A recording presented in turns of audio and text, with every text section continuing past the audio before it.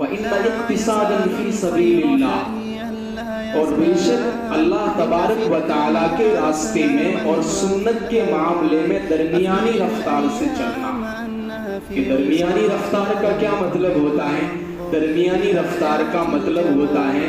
جتنا اللہ کے نبی صلی اللہ علیہ وسلم نے کام کرنے کا طریقہ بتلایا ہے،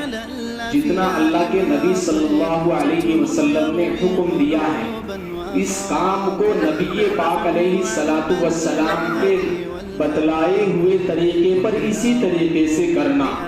نہ تو اس کے اندر اپنی طرف سے کوئی بات ملانا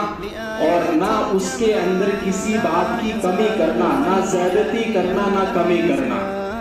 کہ ہم جو بھی بات سن رہے ہیں ہم سنت کے اوپر مضبوطی کے ساتھ میں قائم ہیں،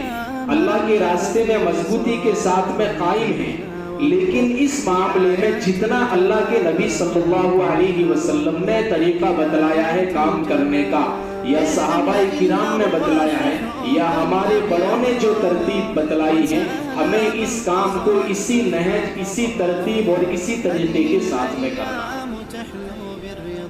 کوئی بھی نئی بات، کوئی بھی حدیث ہمارے سامنے آ جائے، ہم بار بار 6 صفات بولتے رہتے ہیں کہ ان کا مقصد یہ ہوتا ہے کہ ہمارے دلوں کے اندر،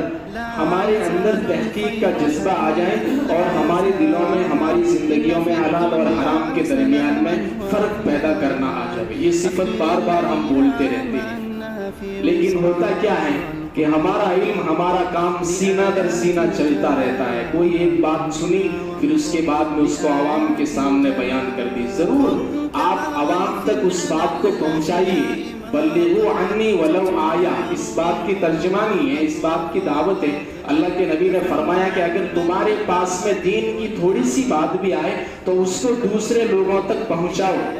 ہمارے پاس میں اس کام کو لے کر کے کوئی حدیث آ گئی، کوئی بات آ گئی تو ہمارے ذمہ اس کا پہنچانا ضروری ہے، لیکن ایک اس کا کام اور قانون یہ ہے کہ سب سے پہلے ہم علماء کرام سے اس کی تحقیق کر لیں، کہ علماء کرام سے پوچھیں کہ یہ بات ہم نے سنی ہے، کون سی حدیث سے ثابت ہے۔ قرآن کریم کے مفسرین ہمارے پاس میں ہیں، ان سے پوچھیں کہ کیا اس بات کو بیان کرنا چاہیے، نہیں کرنا چاہیے، وہ اس کی